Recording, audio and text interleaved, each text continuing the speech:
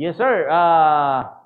Tagalogin na lang natin kasi may nakikinig tayong mga kababayan natin sa ibang lugar.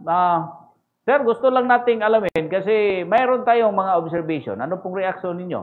Bilang kayo po ang nagdadala ng grupong Sara All movement nitong mga nangyayari ngayong ginagawang mga rally at saka bukas, yung iba sir nagdadala ng mga placards, may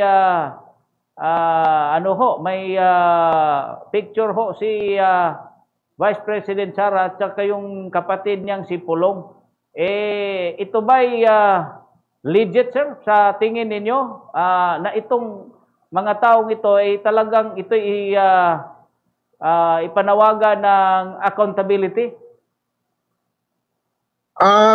Sir, ganito. Ang grupo kasi, ang alam naman natin yung mga leftist na yan. We are, sa mga kasama namin, we have meeting in Manila last time. We have meeting there. Mga bayaran talaga. They are paid by, yan na naman talaga yung business nila. That's the business of that persons. Oo. So makita natin bukas, if ever, kung saan ba talaga yung volume ng mga tao. Kasi we are advising all the mga kasama natin doon sa Maynila at saka sa iba't ibang lugar. Wala naman silang ground Visayas, Mindanao. Wala naman sila. Manila lang yan sila eh. Oo. So makikita natin kung saan talaga, kung totoo talaga yun sa kanila. Kasi as based observation namin kahapon, meron na tayong nagbigayan na yata sila, tag 3,000 yata yung until bukas eh. Parang binabayaran yan sila kasi hindi naman yan pumupunta dyan pag hindi na binabayaran. One more thing is sinasama nila si Duterte kasi ang alam mo naman, sir, ganito. Pag umupo si Duterte talagang malilintikan sila eh. Hindi naman leftist kasi. Alam mo, lilipulin talaga ni Duterte yung mga rebelde na yan. Walang salot yan sa ating lipunan. Nakigulo, panggugulo, pagdala ng pangalan ng taong bayan, which is hindi naman ang taong bayan ang sinusuportahan nila. Kikita nyo naman eh. Very clear naman yung mga ginagawa nila. Pira-pira talaga yan. Sir, pira-pira talaga. Walang magawan dyan.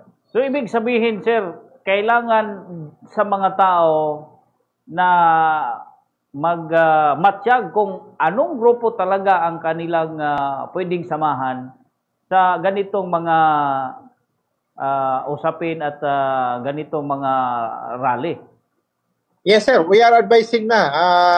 Ang grupo, from our group, we have to go to Baliwasan, Bonifacio at saka may misa mamaya, mayang gabi, sa Apo Church. Walang pupunta doon sa Lunita. If ever meron pupunta sa Lunita, we will advise them to go to dyan sa may Baliwasan Bonifacio, sa may malapit sa Camp Aguinaldo. Yun ang advice sa grupo. Nag-social media na kami, nagpa-inform na kami doon. Kasi yung mga leftist na yan, nandoon sila sa Lunita, nakisaw-saw yata eh. Ang first pronouncement naman natin is sa Lunita. Yun naman ang first pronouncement. Sumakay itong mga leftist. So, titingnan natin kung gaano sila karami. Iniisip nila. Kasi karampot lang yung mga leftist na yan. Kasi alagang-alaga yan. At saka, alam mo naman yung mga leftist na yan. Pero may rally yan. Social media yung pinagkuhan yan eh. Suportado ng social media yan. After nang wala nang kuhan, wala nang mga 2 to 3 hours lang yan sila pumupunta. After that, nag-alisa na yan. More of props yan sila eh. Pero sa tingin niyo, sir, ito bang mga panawagan nila legit na kung saan, kung titingnan natin, parang mali namang tao itong tinutumbok nila? Yan nga. Alam mo naman, ayaw talaga nila na upo din po. Gusto nila ang president at saka vice president alisin. Yun ang gusto nila. Parang sila na yung may gusto eh. Ayaw nila na hindi sang-ayon doon sa gusto nila. Gusto nila silang masusunod. That is not the way of naman natin. Ang nangyari kasi ngayon, we have to sino talagang pasimuno ng korupsyon na yan, which is klarong-klaro naman, dapat bumaba talaga ang ating presidente para lahat-lahat magkaayos na tayo lahat. Bukas, Yun sir. ang Yes, sir. Bukas may panawagan rin yung simbahan na mag-join nitong rallying ito. At tinitingnan po natin kung saan po sila mag-join. Baka dito po sila sa sinatawag mong mga leftist. Depende na sa kanila.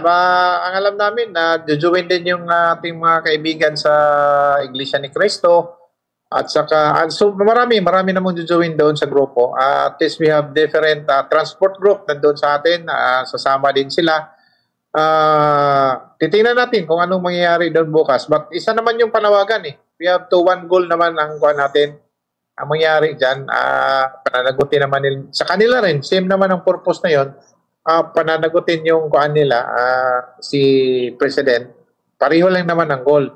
Pero ang ayaw din nila, baka mag-create yan ng notion sa publiko na ito talagang wala itong mapupuntahan itong rallying ito kasi iba't iba yung mga isa lang yung agenda, ngunit yung ibang grupo, iba yung tinutumbok na mga taong sinasabing may accountable dito sa mess na ito. Hindi sir, isa lang naman talaga. Sa kanila lang, may additional sila. We have one goal naman tayo. Alam naman namin, pananagutin nila si BBM din. Dahil siya naman yung pinaka-head ng lahat ng mga problema na to eh. Alam mo wala na yata sa sarili yung ating presidente. Sabihin niya, kung hindi pa lang siya presidente, sasama siya sa rally, which is he is the head of the state. Maling-mali yun ang pronouncement eh. Bakit ka pa? Ikaw naman yung may power dyan. Yeah. Lahat ng ano bang nangyari parang nawawala na siya sa sarili kaya pareho ang purpose naman. Kahit nandoon sila sa Lunita, nandito sa Baliwasan yung iba, nandoon. Basta lahat kuan yun eh. Buong Manila yon at saka mga estudyante kasama yon. Isa naman yung purpose. Dapat bumaba talaga siya. That's the main point. At saka ang problema lang sa mga leftists, may additional sila. May additional. Kasama si BP Sara sa kanila, pababain nila. Which is sa grupo natin, sa amin, wala namang sinasabi. Only the local chief executive. Ayong head of the state. Yun, kung kaya niyang maayos kasi yung mga retired generals, saka yung mga kasama naman natin si Senator Ringo Hunasan, para naman sa lahat dahil corruption talagang malaking corruption ang ginagawa, which is the one who controlled the one is the president, no other one. Wala naman tayong ibang magsasalita dyan. Pag corruption sir, di ba? Yes sir. It will be the decisions of the president. Stop all the thing. Ganun naman una alam mo naman change yung decision niya. Parang kaya yung tama ka sinasabi sa weak leader naman talaga. Wala siyang authority, paano lilinisin, paano disiplinahin, tawagin yung Congress at saka yung Senate. Stop na kayo niyan kasi we have to move forward. Ganun na mangyari dyan. Wala Pinabayaan, nagkagulo, nagbatuhan. Ano bang klaseng pamumuno yan? You are the president. Pag si Duterte yan, alam mo yan, stop kagad yan, sir, di ba? Sir, nakakahiya dito sa mga area, Visayas, Mindanao, mayroon din grupo ninyo na ino-organisa? Local rally? Lahat. We are augmented all the groups that from other, yung hindi makapunta, kailangan magawa ng programa din. Sa Butuan City, meron tayo dito yata sa Butuan City, meron sa Plaza. At saka sa Bukidnon, meron din sa Bukidnon, at saka meron din tayo sa Cebu City. Inayos namin yung ngayon, ang sa Cebu City para bukas rin. Malakihan din yung sa Cebu, doon sa Plaza Independencia. Saka iba't ibang lugar. Inanyayahan namin na magpalabas ng yung sa loobin. Kailangan na natin, baguhin na natin ng pamumuno dito sa ating, nakakahiya na talaga. They are, kung makikita mo, parang tayong mga bata Yung mga officials natin, sir, alam mo, parang mga bata na Nagbabatuhan, nagawaanan, wala na, sa Bisaya pa. Naghimol sa King Ko yan no? Sino yung may kahit naman anong gagawin nila, sila naman yung gumawa ng pera na yan. Kawawa naman ng taong bayan. Kaya lahat sila alisin dyan. Sir, hindi ko alam kung panood mo yung press conference ni former Governor Chavit Singson. Sinasabi niya, kailangan ang mag-organize ng itong peaceful rally, itong mga kabataan. Naniniwala po ba kayo? Yes, kasi yung talaga nito, ang effect talaga nito sa mga kabataan kawawa yung mga kabataan natin na they are para sa kinabukasan, tapos ngayon wala na silang pag-asa pala, wala nang pera yung ating ubos na sa ating mga politiko. Kanya-kanya na sila. So tama yung sinasabi ni former Chavit Singson. Mas malakas. Ang alam namin yung mga KKK, kausap namin na last week doon sa Maynila din, gusto nilang lusubin yung mga bahay ng mga congressman, sunugin. Sabi ko nga, you must be go in the proper talaga. Hindi maganda. Talaga, kasi we have, meron naman tayo. Kailangan peaceful lang naman. Hindi tayo, ang advice naman natin na, sir, ganito sa ating mga kabataan, you must be professional way pero pag hindi na talaga natin makontrol, wala tayong magawa doon kasi sila naman yung talagang pag-asa ng ating bayan. Wala naman tayong kasi galit na sila, nag-aaral daw sila, tapos hirap na hirap pa sa pamasahe, tapos ngayon binawaldas pala yung pera ng natin, tapos sa pagbaha daw, tumatawid sila, lahat ng hirap. Ang iba rin, nag-working student, para lang makapag-aral. Tapos ngayon, yun ipakita sa ating government na winawaldas yung pera. Tapos hindi naayos. Ang education funds, kahit na lang sana libre yung pag-aaral nila. Wala namang ginagawa nila. Puno na flood control para magkapira sila. Yun ang mahirap doon, sir. Kaya nasasaktan kami doon sa mga kabataan. Nasasaktan din sila sa ginagawa. Right. Sa katapusan, sir, basig doon na kayo panagawagan karon sa publiko, labi na diri sa Butuan, no? Nga ikaw po murag na diri nakabase. Sa atong mga kaigsunan nga gustong mulambigit o niya ang kuan lang ani kay galibog ang uban asa magiilang grupo, so joinan nga murag nagduda sila nining uban nga grupo. Sir, go ahead. Yes, sir. Ang sa Butuan, naman mi sa Manila.